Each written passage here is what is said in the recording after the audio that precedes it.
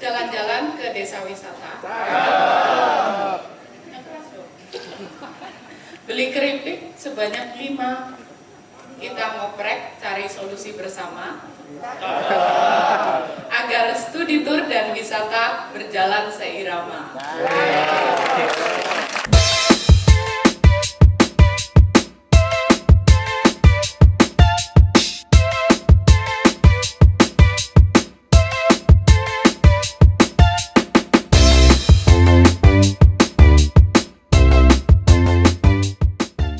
Dan di sisi lain sejatinya pelarangan itu menimbulkan ada efek domino tersendiri. Seperti kita tahu ada misalnya desa wisata yang tiba-tiba menjadi agak sepi. Hari ini merupakan hari yang cukup bersejarah bagi kami, pengurus dan forum wartawan pariwisata dan ekonomi kreatif, di mana ini merupakan hari pertama sekaligus event pertama kami yang akan kami rencanakan kami buat rutin sebulan sekali, dan ini yang merupakan ngoprek pertama kami, ngoprek event perdana kami dengan tema yang kami pilih study tour. Mungkin semua bertanya, kenapa study tour? Kenapa pariwisata, wartawan pariwisata dan ekonomi kreatif mengurusi study tour?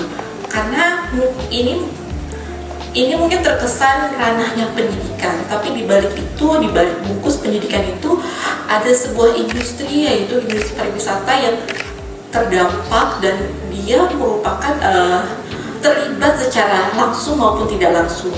Bagi kami momen ini penting untuk dibicarakan, didiskusikan, diobrolkan, dan makanya kami membuat memilih tema ini dalam event perdana kami, gimana selama ini sampai saat ini studi tour masih merupakan sebuah perbincangan hangat di kalangan halayak gitu, entah itu di pendidikan ataupun di pariwisata, di orang tua murid sendiri, antara pro dan kontra. Disinilah kami mau mencoba menemukan jalan tengah, titik temu apa yang bisa kita lakukan untuk mereka bisa bersinergi, pendidikan dan pariwisata bisa saling berkolaborasi, bersinergi, dan bisa saling membawa manfaat. Tanpa berpanjang lebar lagi, saya akan langsung membuka event perdana ini, dan saya ucapkan sekali lagi terima kasih kepada hadirin yang sudah mau datang. Wassalamualaikum warahmatullahi wabarakatuh. Dari titik temu apakah sebaiknya study tour itu dilarang atau cukup diatur. Jadi saya ingin ke siapa dulu ini, Pak Tito sebaiknya? Oh, Banten. Oke. Bapak, monggo silakan Pak Lukman untuk bisa memberikan waktunya 3 menit ya Pak. Tapi biar kita punya waktu untuk diskusi lebih banyak. Monggo silakan Pak. Bismillahirrahmanirrahim. Assalamualaikum warahmatullahi wabarakatuh. Waalaikumsalam. Salam sejahtera untuk kita semua. Om Swastiastu, Namo Buddhaya, salam kebajikan. Mohon maaf moderator, saya bukan PLT Kadis, saya mewakili Pak PLT Kepala Dinas Pendidikan, karena hari ini juga berbarengan Pak Kadis dengan Pak Dirjen sedang merumuskan sekolah Garuda di kita. Jadi kita ada program sekolah Garuda dan satu lagi sekolah rakyat. Terima kasih atas undangannya kepada kami yang merupakan salah satu provinsi yang mengeluarkan regulasi ataupun sifatnya himbauan terhadap sekolah-sekolah yang mana isi himbauan tersebut adalah melarang pelaksanaan studi tur keluar daerah. Jadi kalau ke dalam daerah di kita masih dibolehkan untuk SMA, SMK, untuk SMA, SMK. Jadi di Banten untuk studi tur di dalam daerah itu masih dibolehkan. Ini menjadi menarik karena memang tema yang diambil pun mencari titik temu. Kalau bahasa kita tuh cari solusi yang terbaik sehingga efek domino atas regulasi yang dikeluarkan oleh pemerintah, baik pemerintah pusat ataupun daerah, itu tidak berdampak, dan pastinya tentunya berdampak terhadap dunia pariwisata dan ekonomi kreatif. Dunia pariwisata ini sebelum keluarnya larangan studi tour juga berdampak terhadap regulasi pemerintah pusat terutama, karena memang kita dulu pernah ada larangan kegiatan di hotel.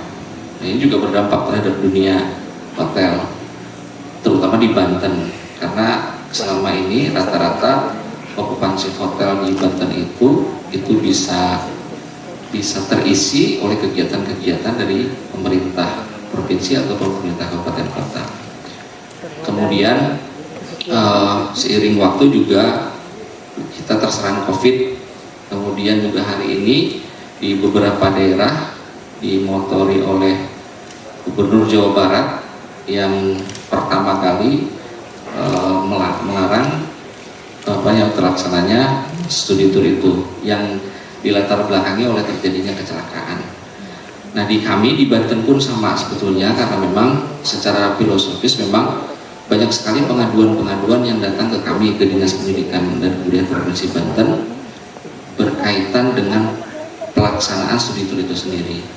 Yang pertama memang secara tadi bahwa proses kegiatan studi tour itu dikhawatirkan berdampak sendiri terhadap siswa, karena kalau di kita itu satu sekolah yang memang sekolah besar SMA itu muridnya itu di kisaran 500 orang.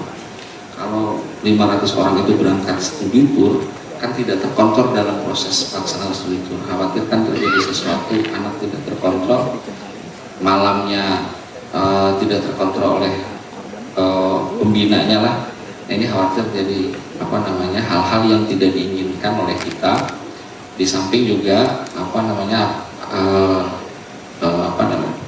kecelakaan yang kita khawatirkan, karena memang di beberapa kejadian itu memang di Banten pernah kejadian itu. Yang kedua memang faktor ekonomi yang memang tidak semua orang tua di kita itu mampu. Prosesnya memang melalui komite. Jadi komite dikumpulkan dari 500 siswa, orang tuanya 500, berarti tidak 500 orang tuanya itu hadir. Nah, ada misalnya orang tua yang tidak hadir kemudian tidak menyepakati karena tidak mampu, teriaklah ke kita, laporanlah ke kita, ini nilainya terlalu besar untuk apa, tujuannya dan lain sebagainya. Nah, ini terus selama beberapa tahun itu mengadu kepada kami, baik di sekolah-sekolah di wilayah Tangerang, di Serang ataupun di Kabupaten Lebak. Nah, ketimpangan ekonomi di Banten juga terjadi antara wilayah utara dengan selatan. Di utara mungkin secara ekonomi ini lebih maju dibanding di wilayah utara, di Pandeglang sama Lebak. Nah, di Pandeglang Lebak ini kalau dipaksakan orang tuanya tidak sanggup. Nah, sehingga ini menjadi faktor kami untuk membuat himbauan kepada sekolah-sekolah untuk melaksanakan studi tour di dalam daerah Provinsi Banten, karena destinasi wisata di Banten juga cukup banyak untuk edu trip. Misalnya Kesultanan Banten yang sekarang sudah direnovasi, Museum Banten yang menyimpan sejarah banyak, kemudian situs-situs sejarah lainnya, kemudian ada kampung adat yang namanya Baduy yang kemarin kita baru menyelenggarakan SEPA, sekitar 1.400 orang Baduy melaksanakan seba di pendopo, karena nyebutnya kepada gubernur itu Bapak Gede. Jadi mereka berduyun-duyun datang ke pendopo untuk menyerahkan hasil bumi dan meminta Pak Gubernur untuk menjaga, menitipkan pesan lah untuk menjaga aman. Dan itu setiap tahun menjadi ritual tahunan kami, dan itu menjadi sisi budaya yang memang ditampilkan oleh kita, menjadi panutan. Nah, tempat-tempat wisata di Banten tentunya sangat banyak, bisa menjadi pilihan juga bagi edu trip, sehingga kami tidak melarang siswa-siswa atau sekolah-sekolah untuk studi turnya di dalam Banten, tidak keluar Banten. Memang berat, karena inginnya kan ke kota, inginnya ke Borobudur, inginnya ke Prambanan, memang berat bagi siswa itu sendiri.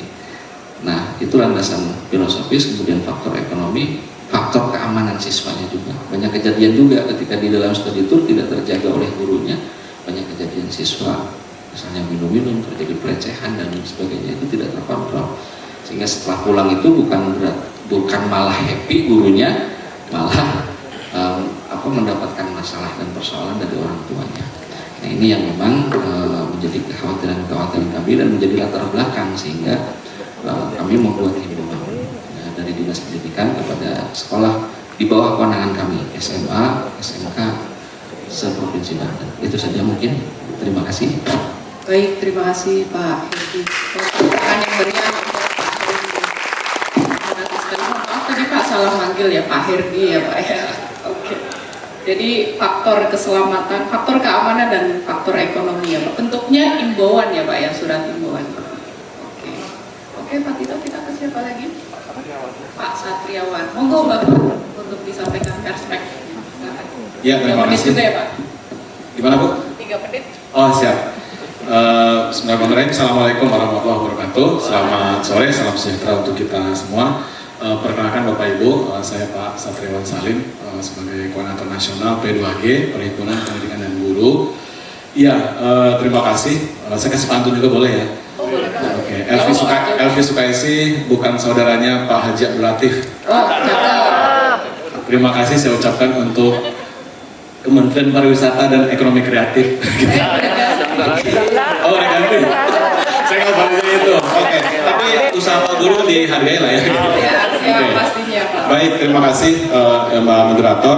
Saya beberapa hari lalu menyampaikan wawancara kami waktu itu dialog di TV One ya, Mbak Tiara gitu. Februari kami dialog diundang terkait dengan isu ini gitu. Nah, pendapat kami langsung aja ya, karena kami suka ngegas, karena dia ngegas.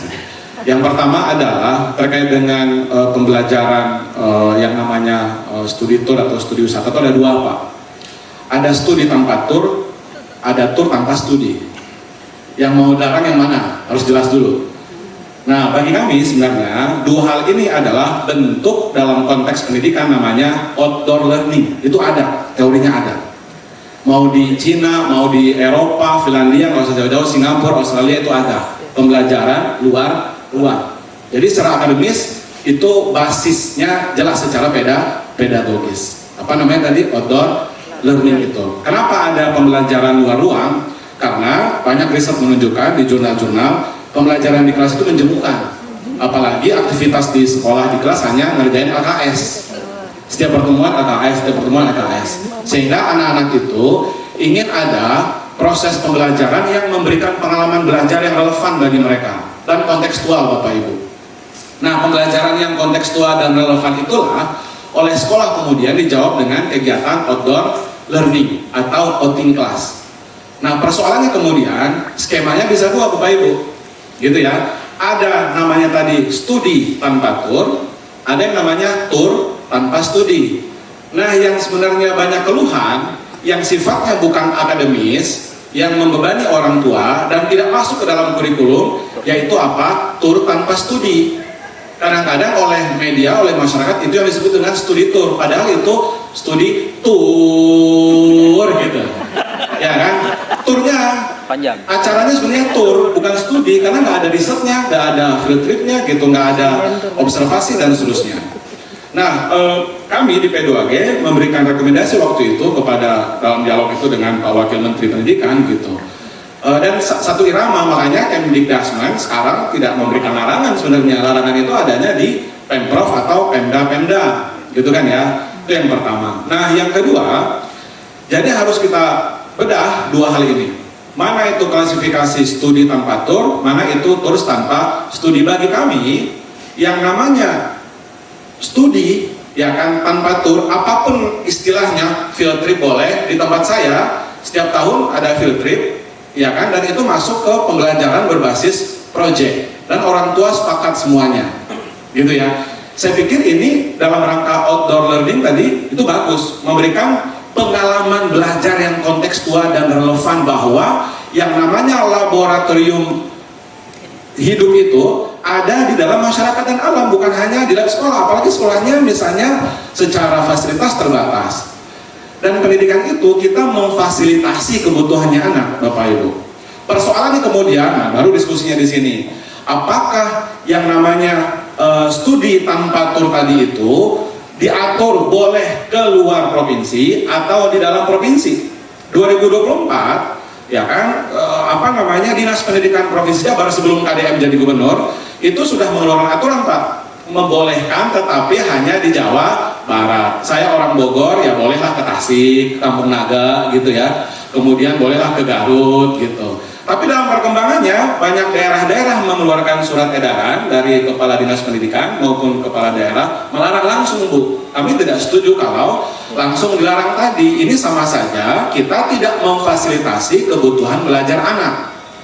Yang mungkin, nah ini baru diskusi, yang mungkin bisa diatur secara ketat, yang tadi yang nomor 2 yaitu tur tanpa studi yang namanya jalan-jalan. Gak usah pakai studi-studi, sekolah juga kadang-kadang menggunakan istilah studi padahal itu sebenarnya tur, ya kan? Sebut aja itu tamasya, itu juga silahkan diatur kalau sekolahnya mampu gitu kan ya. Tetapi bagi kami di P2G, yang nomor 1 itu saya pikir harus difasilitasi oleh sekolah dan oleh negara, yang namanya apa tadi itu studi studi tanpa tur tadi. Field trip boleh, live in, tempat saya ada live in 5 hari Bapak Ibu, memberikan pengalaman belajar bagi anak tinggal di kampung di Purwakarta, di Karawang, dari Jakarta. Saya mengajar di Rawamangun. Nah, itu kami bawa sejak tahun 70-an. Namanya trip observasi. Nah, artinya apa? Ini memberikan pembelajaran yang bermakna bagi anak. Kalau kata Pak Menteri yang sekarang, Menteri Pendidikan, meaningful learning, kira-kira begitu. Pembelajaran yang bermakna bahwa anak-anak bisa mengeksplorasi lingkungannya yang kontekstual. Bahkan terjadi dialog, interaksi antar budaya. Saya setiap tahun kan membawa anak-anak saya ke Kampung Naga, Nagawil, Kampung Naga ya, ke perbatasan Tasik dengan Garut setiap tahun itu. Kemudian ke daerah-daerah yang lain juga. Terakhir pengalaman saya waktu sekolah dulu di Bogor juga, sekolah negeri, sekolah saya memberikan 2 alternatif. Saya pikir ini bagus, kreatif gitu loh. Kalau yang tidak mampu ke Jogja, boleh ke Bandung. Dan guru tidak membedakan, mendiskriminasikan nilai, tidak. Ke Jogja biayanya lebih mahal bagi anak yang lebih mampu. Tapi kami, orang tuanya sanggup nggak ke Bandung, kami memilih ke Bandung yang nilainya juga sama. Ya kan? Tidak jaminan ke Jogja nilainya lebih tinggi. Nah, saya pikir harus seperti ini.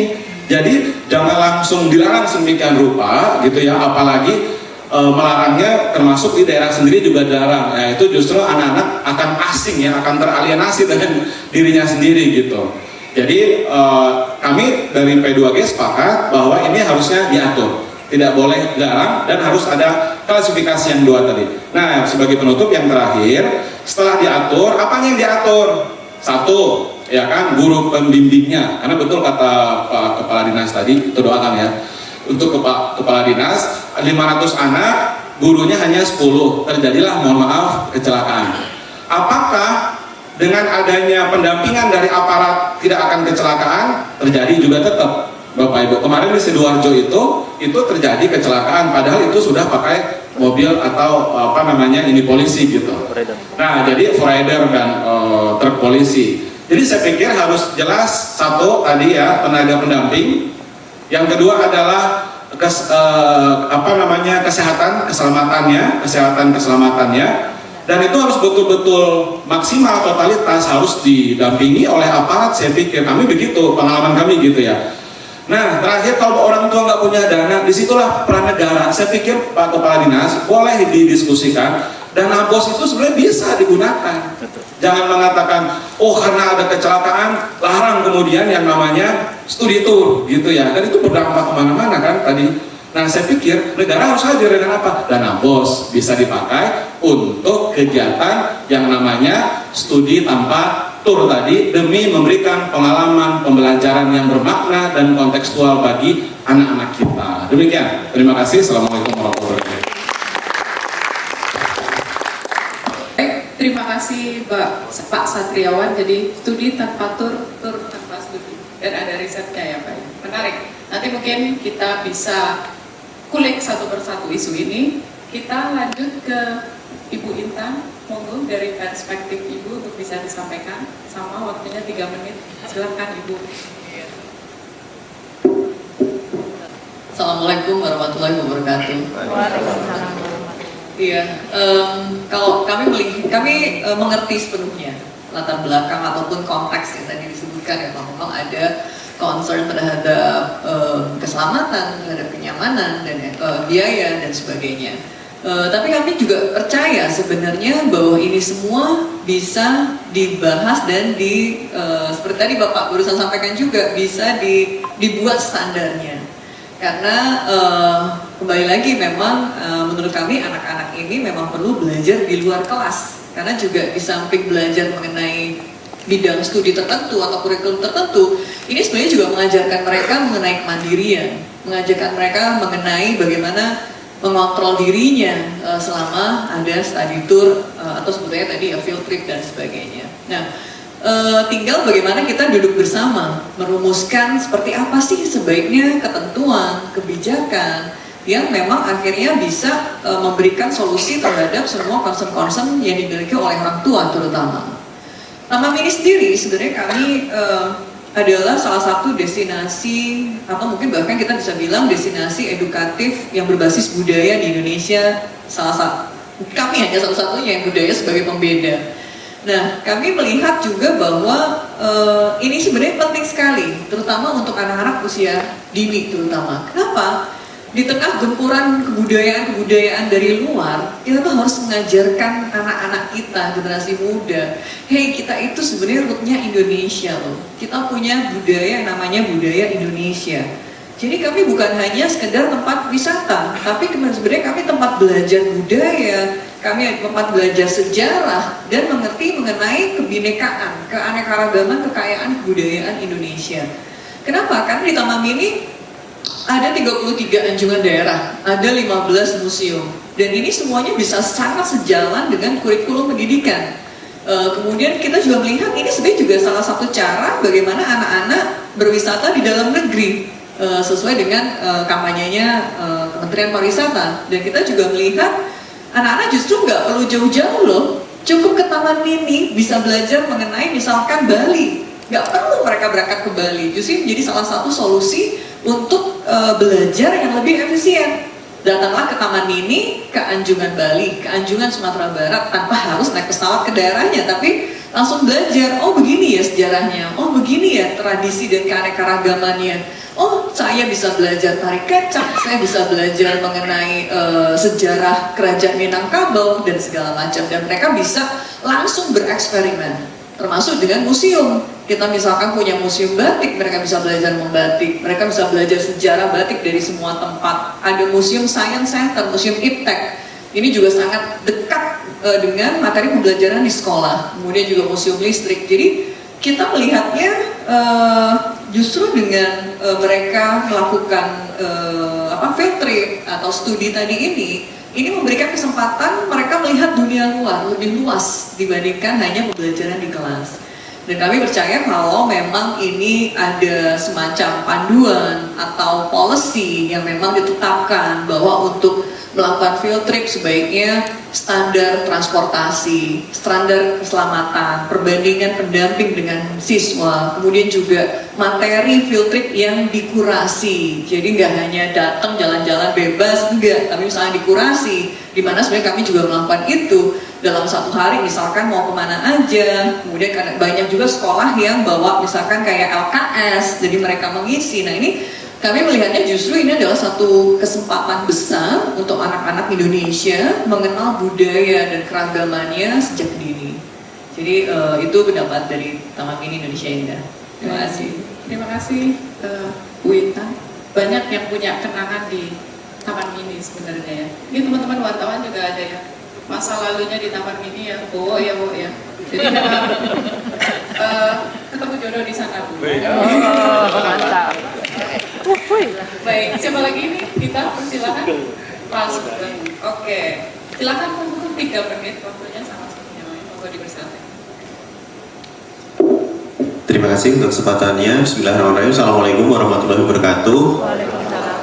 Senang sekali hari ini bisa bertemu dan berdiskusi ya di Kemenpar ini. Langsung saja, perkenalkan, nama saya Sugeng Handoko. Saya adalah pengelola desa wisata Ngelanggeran di Gunung Kidul di Jogja, sebuah desa yang dikembangkan dengan salah satu konsep pengembangannya adalah menjaga lingkungan, kemudian berkembang ke wisata edukasi, dan salah satu program unggulannya adalah program Live In. Jadi kami mengawali program Live In itu pertama kali tahun 2011. Jadi ini cukup panjang kami belajar dan ketemu berbagai macam karakter sekolah, siswa, bahkan berkembang sampai saat ini. Nah, dengan adanya himbauan ataupun larangan itu juga memiliki dampak yang tidak hanya di Ngelanggeran, tapi bahkan kami punya forum komunikasi desa wisata itu mayoritas menyampaikan. Akan coba saya sampaikan karakter desa wisata itu ya minimal ada 2 karakter ya. Desa wisata yang dia punya objek wisata, contohnya kami di Ngelanggeran, kami punya Gunung Api Purba. Itu terdampak tapi mungkin tidak terlalu signifikan. Kalau di kami itu sekitar 40-45%. Kenapa? Karena kami punya banyak pilihan atau opsi kegiatan, tidak hanya segmennya adalah anak sekolah, tapi ada juga desa wisata yang dia tidak memiliki objek wisata dan segmen utamanya adalah pelajar.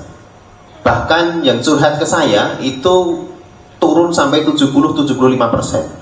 Ini sesuatu yang sangat luar biasa dan menurut saya juga perlu, kalau pilihannya dilarang atau diatur, ya tentu diatur. Kemudian tadi dijelaskan banyak sekali latar belakangnya, itu berarti ini adalah momentum untuk kita itu semua berbenah. Tidak hanya di keamanan, transportasi segala macam, tapi standar pelayanan, bahkan tadi disampaikan kurikulum atau metode, itu menurut saya juga perlu diperbaiki. Ini adalah momentum untuk semuanya berbenah, baik dari kebijakan, kemudian pelaksananya, sekolahnya, bahkan desa wisatanya. Kenapa? Desa wisata pun juga sangat beragam. Di Indonesia ini sangat banyak sekali dan rata-rata mereka punya program Live In, tapi standar Live In-nya itu juga belum ada belum ada standarnya, kira-kira seperti itu.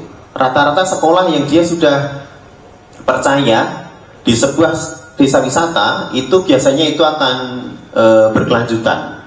Sehingga poin yang coba saya garis bawahi di sini adalah yang pertama, ini momentum untuk semuanya berbenah dan memiliki perhatian yang kuat untuk yang namanya wisata edukasi.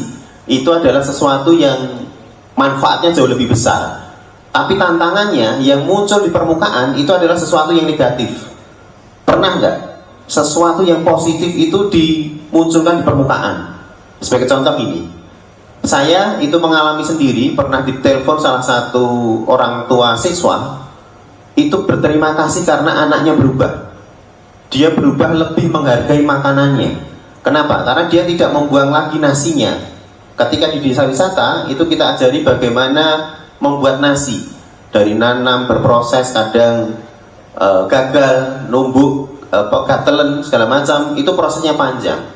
Kemudian bagaimana dia menghargai keluarga dalam satu rumah, yang awalnya dia hanya nyuruh pembantunya untuk ngambilkan ini itu dan buang susu segala macam, itu mereka bisa mengubah itu. Nah, ini tidak akan didapatkan ketika dia tidak melakukan aktivitas pembelajaran di luar sekolah. Jadi hal-hal seperti ini menurut saya juga menjadi satu hal yang harapannya itu ada satu proses menstandarisasi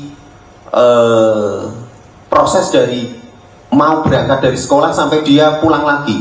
Kalau tadi katakanlah masalahnya adalah yang berangkat 500 siswa tapi yang dampingi hanya 10 guru, ini menurut saya juga nggak ada standarnya yang seperti itu. Padahal pemandu aja kalau di kegiatan itu ya minimal 10 orang itu ada satu pemandu. Hal-hal seperti itu yang menurut saya ini adalah momentum untuk berbenah. Kemudian yang terakhir yang ingin coba kami sampaikan juga adalah pariwisata itu adalah proses membangun karakter dan juga berbagi inspirasi. Wisatawan, anak-anak kota itu terinspirasi dengan kami anak-anak yang di desa. Dia jago sekali main gamelan. Bahkan dia akhirnya tertarik untuk belajar budaya Jawa. Dan anak-anak yang di desa itu, adik-adik kami itu terinspirasi ke siswa-siswa yang seusia dia, tapi dia sudah jago berbahasa Inggris. Dia jago bermain alat musik,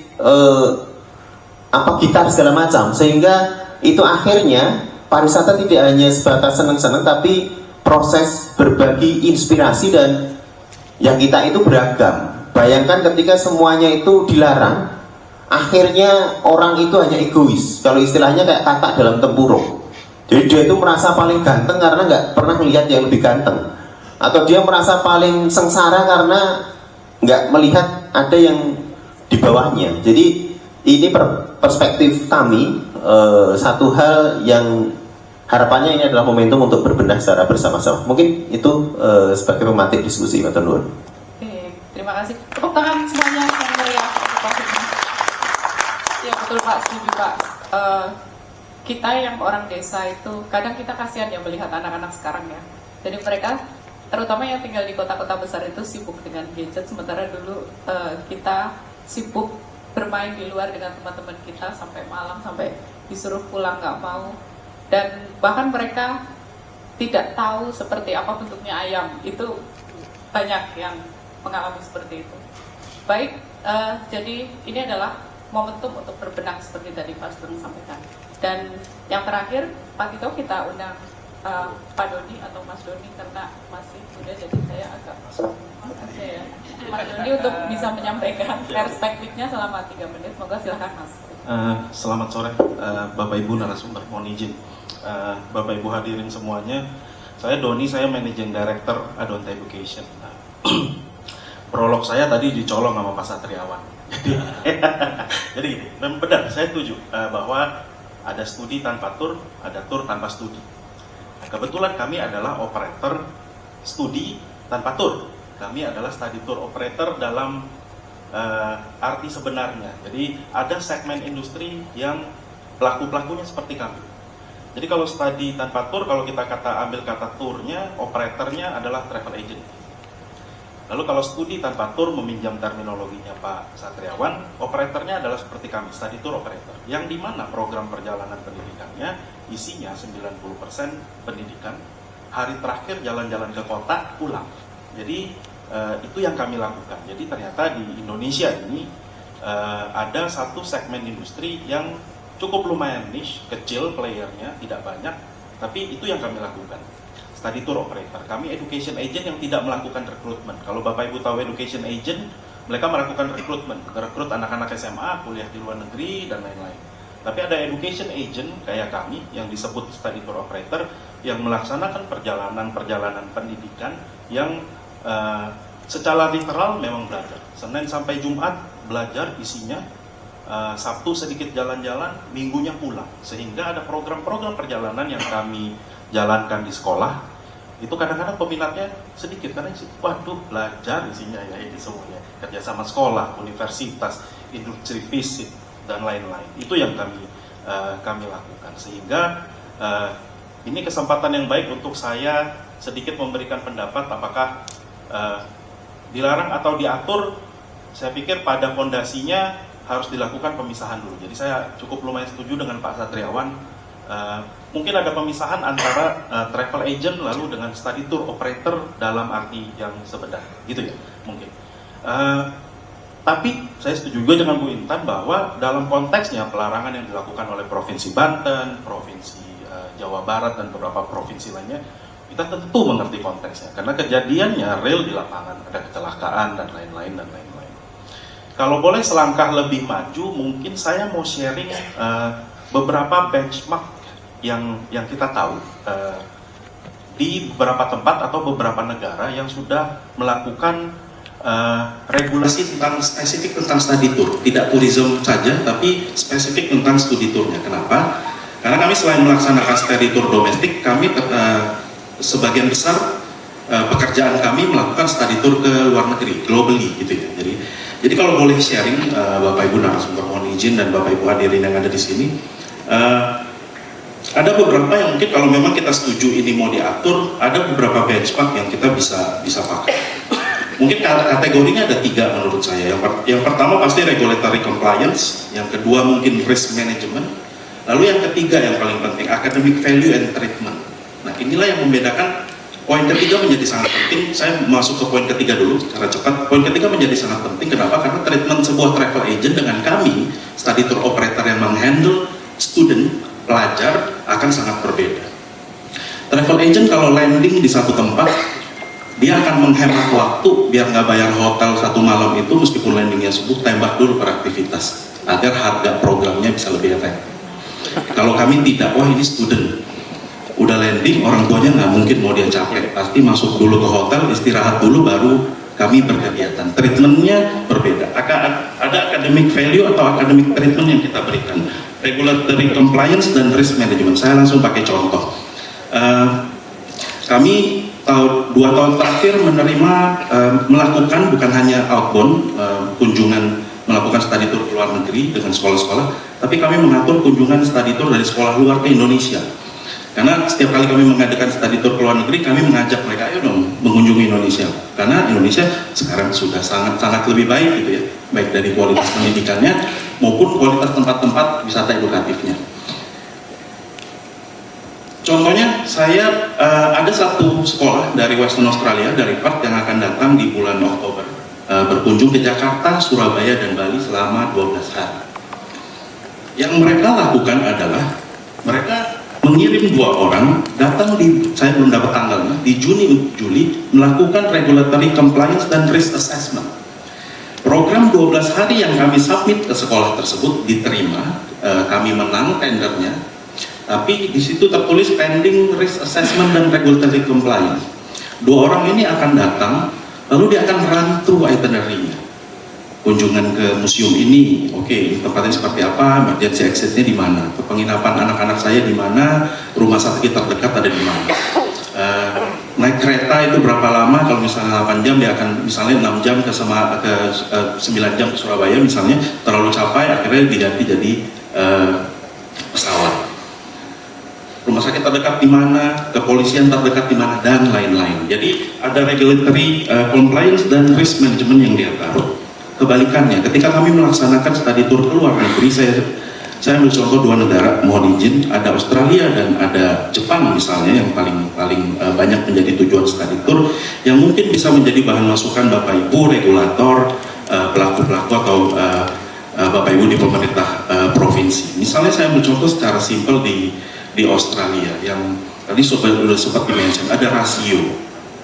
Ketika kami berkunjung ke Western Australia atau Adelaide, itu 10+1. Jadi kalau 10 student yang berkunjung kami bawa, harus ada 1 pendamping.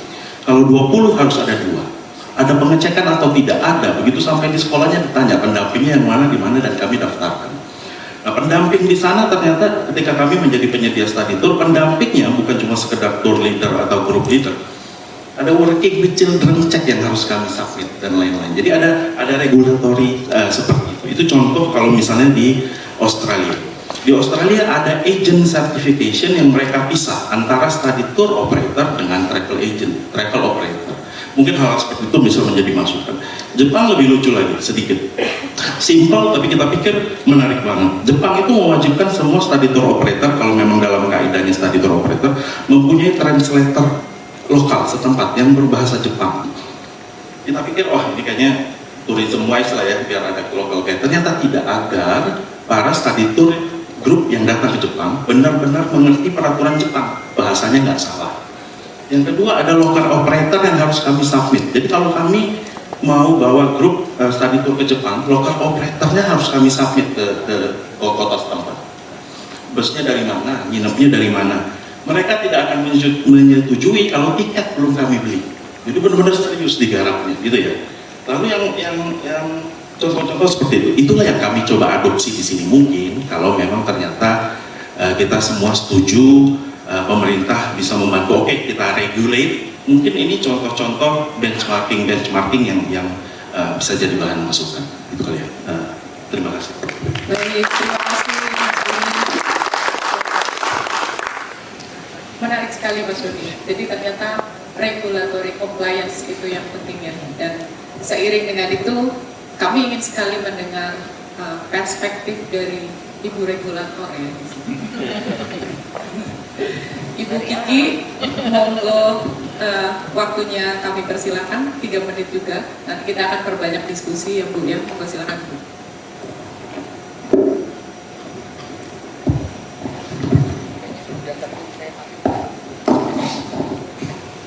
Baik, terima kasih. Assalamualaikum warahmatullahi wabarakatuh. Salam sejahtera buat kita semua. Pertama-tama tentunya saya ucap terima kasih kepada Porwakar sudah ngadain acara ini. Terima kasih. Berarti sudah selesai tugas saya nyusun pedoman ini, udah banyak sekali masukan tadi. Dan tentunya kami memang sedang membahas terkait dengan wisata edukasi ini. Tadi saya sangat setuju semua pendapat tadi. Saya pikir itu memang hal-hal yang perlu diperhatikan ketika kita menyusun suatu pedoman. Nah ini mungkin tidak lanjut dari rame-rame, memang kami menyadari ternyata kita di Kemenpar ini belum punya pedoman penyelenggaraan wisata edukasi. Jadi mungkin ya ini tadi blessing in disguise lah ya, atau kita berterima kasih kepada pemerintah daerah yang melihat ini sebagai suatu concern, walaupun jadi rame itu karena melarang dan media kemudian dan bersama yang lain-lain juga menganggap oh ya memang karena yang diangkat tadi benar Pak, diangkatnya yang negatifnya, yang positifnya nggak diangkat. Begitu kalau saya ngelihat bahwa hal ini mungkin ke depan ketika bahasanya mungkin meninjau kembali penyelenggaraan ya mungkin di pemerintah daerah itu bukan melarang, karena saya yakin sebenarnya pada intinya kepala-kepala daerah itu paham sih sebenarnya apa manfaat dari EduTrip ini, cuma penyelenggaraannya yang menjadi isu. Nah, kami memang sekarang sedang menyusun pedoman penyelenggaraan wisata edukasi, di mana tahapan-tahapan perencanaan, tahapan pelaksanaan dan akhir dari bagaimana sih dalam rangka menyelenggarakan suatu kegiatan wisata edukasi tersebut. Mungkin aspek-aspek ini sebenarnya saya punya presentasi tapi nggak usah layar panjang, cuma dikasih 3 menit. Nah, jadi memang tadi kami berpikiran bahwa tadi risk assessment itu perlu dilakukan, regulasi compliance itu juga yang sedang kita mau bikin, sama tadi yang paling inti adalah tadi education purpose-nya ini apa ya ini. Jadi kami sebenarnya kalau saya melihat dari aspek industri ke depan memang akan berbicara dengan Asita, Astido dan lain-lain, memang harus ada tour operator khusus yang menyelenggarakan study trip ini. Jadi bukan yang umum Pak. Jadi memang dia yang nanti kita akan susun bersama, termasuk nanti mereka harus tahu bagaimana tadi bidding kepada mungkin dinas pendidikan dan dinas pariwisata. Jadi memang dari perencanaan sudah ada di sekolah-sekolah itu nanti ada tema-tema. Anda mau pilih tema apa yang dikorelasikan dengan pembelajaran apa? Bisa saja tadi tidak kelas 6 kali ya, mungkin 6A atau jangan SMP lah ya, misalkan SMP kelas 1, 1A itu apa, 1B apa, 1C. Jadi nggak 500-500-nya ke satu tempat yang tadi banyakkan wisatanya daripada edukasinya. Jadi satu kelas itu kan berapa isinya? 30-40 ya. Jadi mungkin beda-beda, dan akhir tahun sebenarnya bagusnya itu ada kayak presentation, jadi apa pengalaman mereka. Jadi mungkin saya kasih tahu anak saya dulu SD, tapi ini SD. Dia bukan study trip. Jadi salah satu pelajaran ekonominya dia dikasih uang 20.000 untuk kemudian ke pedagang tahu di sekitar sekolah.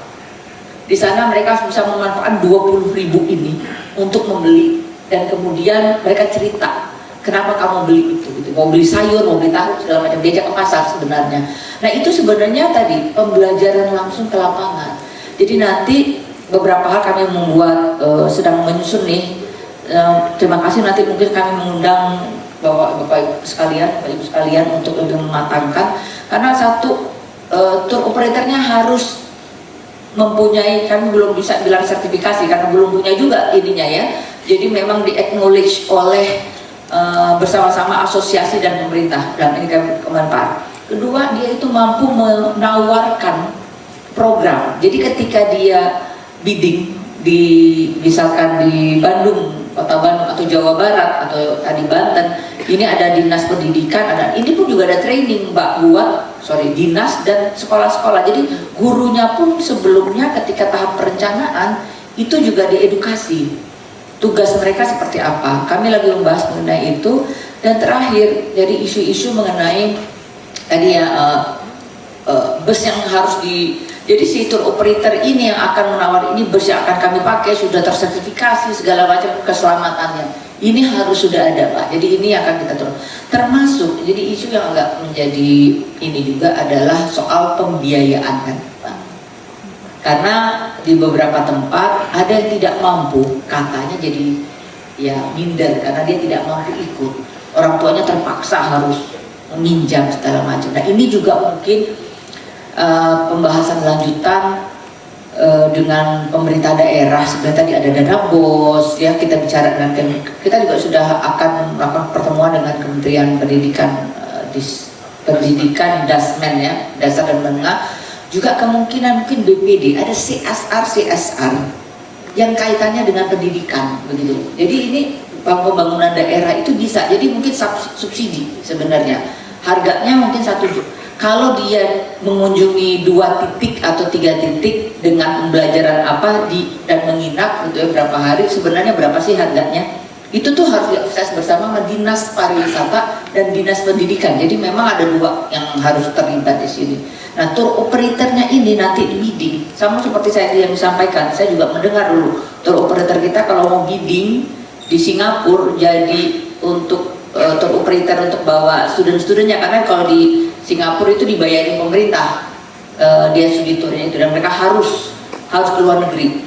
Malaysia, Indonesia, Thailand dan Indonesia sering kalah karena tour operatornya tidak bisa comply terhadap beberapa peraturan gitu ya terhadap destinasi. Jadi ini kami sedang ke sana dan saya terima kasih sekali mungkin diskusi sore ini bisa menambah lagi aspek-aspek apa yang perlu diperhatikan di dalam bukan standar, saya belum bicara standar, pedoman. Nah memang ujungnya sebenarnya kita pengen buat permen atau SK bersama Kementerian Pariwisata dan Kementerian Pendidikan Dasar dan Menengah, bahwa ini tadi sebenarnya value buat guru, value buat murid, sebenarnya juga buat kemudian secara nilai ekonomi buat kalau kita bilang sebenarnya ujung-ujungnya nih SDM yang tadi mempunyai empati, SDM yang punya cara berpikir luas, ini sangat penting dan ini hanya bisa kalau mereka melakukan pembelajaran di luar, tidak di dalam kelas saja. Jadi mungkin itu saya terima kasih sekali lagi dan we are on the way on preparing the pedoman. Oke, terima kasih Ibu Deputi Bidang Industri dan Investasi Kementerian Pariwisata.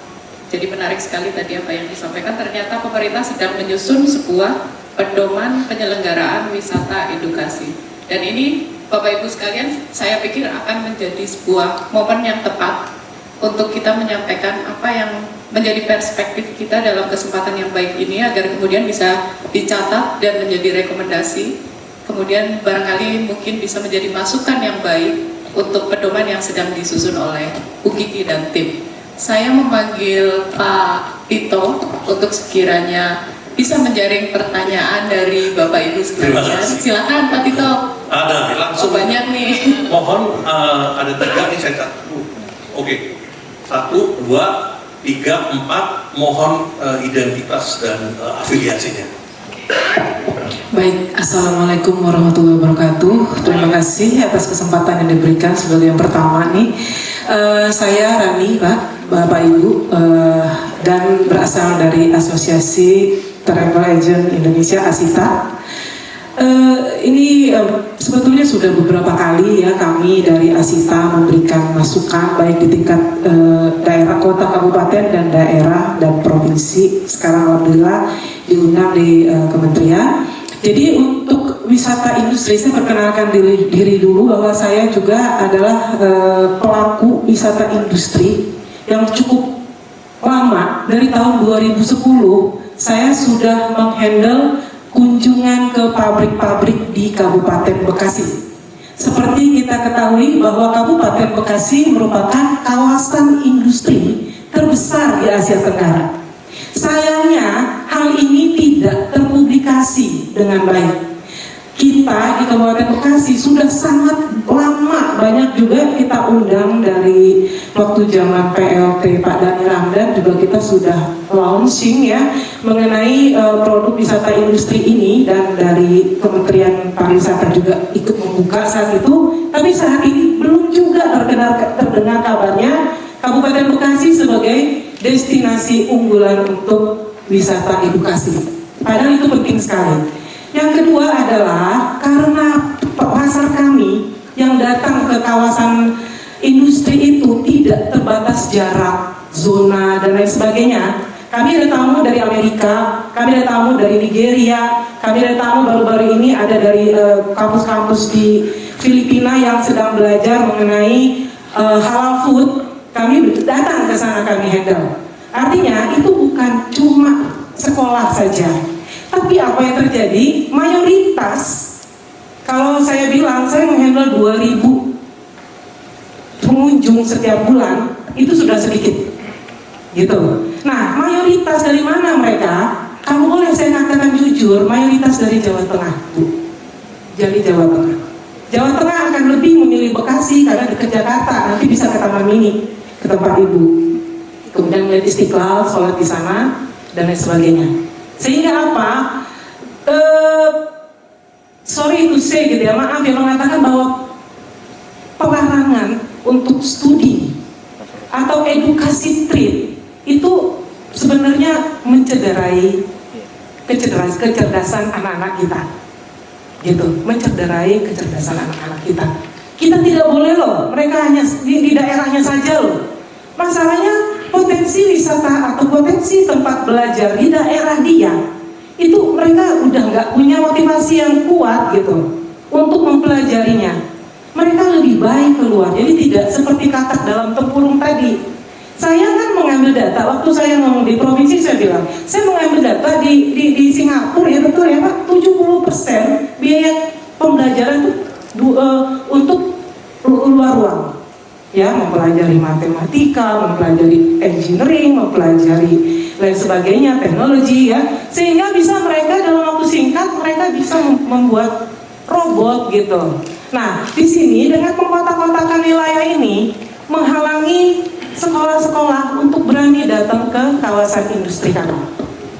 Dan saya sebagai pelaku yang sudah dari 2010 mengembangkannya dengan habis-habisan tenaga dan pikiran, modal gitu ya, supaya ini bisa naik ke permukaan. Begitu sudah naik, banyak siswa yang datang ke Bekasi, kemudian dia combine dengan Jawa Barat dan Jakarta, ini sekarang terhambat kembali gitu. Nah, yang kedua adalah memang saya terima kasih sekali dari Bu Kiki, saya mendapatkan kabar bahwa akan ada pedoman. Jadi memang harus sesuai Bu roadmap-nya. Itu memang kita belum ada saat ini roadmap untuk menjadikan wisata edukasi sebagai wisata unggulan. Padahal ini mass product gitu. Nggak bisa Bu kalau kita katakan bahwa jangan banyak-banyak, jangan 500. Justru dengan frekuensi yang besar itulah harga bisa ditekan kalau dari prinsip ekonominya. Karena itu kami sarankan dari Asita, ayo teman-teman dari Asita yang atau dari asosiasi lain, di sini ada Astindo, ada yang lain, ayo kita buat suatu community atau perkumpulan yang memang tadi saya setuju banget bahwa kita kumpulkan semua penyelenggara edukasi, struktur edukasi untuk bisa sama-sama kita membuat membantu kementerian membuat pedomannya supaya tidak salah jalan gitu. Terima kasih dari saya. Terima kasih atas kesempatannya.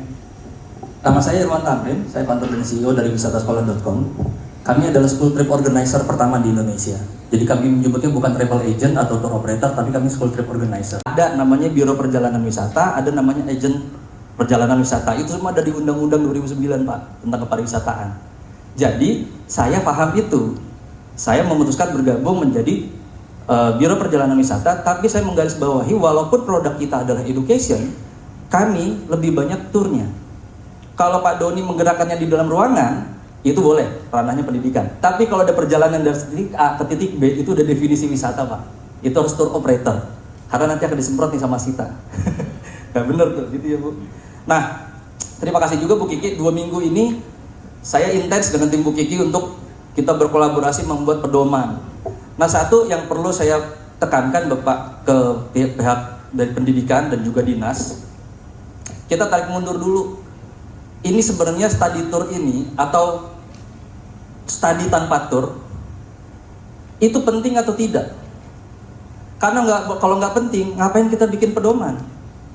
Tapi kalau memang dianggap penting, maka pedoman itu harus ada. Itu yang di garis pertama dulu. Hampir setiap tahun, Pak, sejak 2016, setiap kali ada kecelakaan penipuan study tour, saya ditelepon sama wartawan, ditanya pendapat. Sampai 2019 akhirnya saya selalu beranggapan anjing bergonggong, kafilah berlalu. Saya tetap maju. Begitu pandemi, saya fokus ke sekolah internasional dari 2019. Kemarin sempat viral, media melaporkan study tour di Indonesia dilarang, wisata sekolah malah mencari market internasional datang ke Indonesia. Viral lagi Pak, dibilang katanya wisata sekolah tidak mikirin masa depan wisata edukasi di Indonesia. Saya berpikirnya mencari peluang untuk mendatangkan, memperkenalkan Indonesia. Nah tapi selama regulasi ini nggak dibuat, kita nggak akan selesai. 2020 ketika saya meeting dengan Direktorat Pemasaran Minat Khusus, Bu, saya bilang harus ada aturan tour operator layaknya haji umroh yang boleh bawa. Begitu pula kami masuk dengan WSTC di assessment, Bu, bagaimana standar kami gitu, agar bisa sejalan dengan ketika anggota WSTC dari negara lain masuk ke Indonesia, kita sama-sama punya frekuensi yang bagus. Implikasinya sangat luas ke kesiapan destinasi. Ketika ada desa wisata yang mendeklar dirinya destinasi wisata edukasi, harus bagaimana. Nah satu lagi, harus ada aturan yang jelas. Bapak Ibu kalau mungkin diperhatikan, semua kejadian kecelakaan, kemudian penipuan dan lain-lain, itu biasanya dilakukan sama tour operator yang gak jelas, travel agent yang jelas. Itu yang pertama. Yang kedua, ini yang lebih parah, dilakukan oleh pihak sekolah, bukan sama tour operator. Makanya kalau masuk ke website kita Pak, akan ada tuh statement, teacher is a teacher, they not a tour operator. Itu statement yang tegas. Jadi selama sekolah diperbolehkan melaksanakan study tour sendiri, itu udah melangkahi ranah kami sebagai industri tour operator gitu. Jadi Pak, karena saya pernah jadi tenaga ahli di Kementerian Pariwisata di Dinas Pariwisata Banten, Pak, saya pernah buat tahun 2019 travel dialog, mengundang sekolah-sekolah di Tangerang Raya untuk mengkasih tahu mereka apa aja destinasi edukasi di Banten, dan rata-rata nggak tahu tentang Kesultanan Banten, Pak. Dan pertanyaan yang paling penting, Pak, saya mau bertanya ke pihak guru dan sekolah. Sudah disampaikan sebenarnya penting. Apakah regulasi untuk tour operator itu perlu dilakukan, Pak? Agar meminimalisir sekolah-sekolah yang berangkat sendiri. Boleh dilihat statistiknya, kejadian kecelakaan, insiden yang sifatnya terjadi di luar sana, karena sekolah melaksanakan sendiri. Itu aja, terima kasih. Terima kasih. Untuk pertanyaan direct, apapun dijawab atau oke, ini karena berhubung Ibu Wamen sebentar lagi.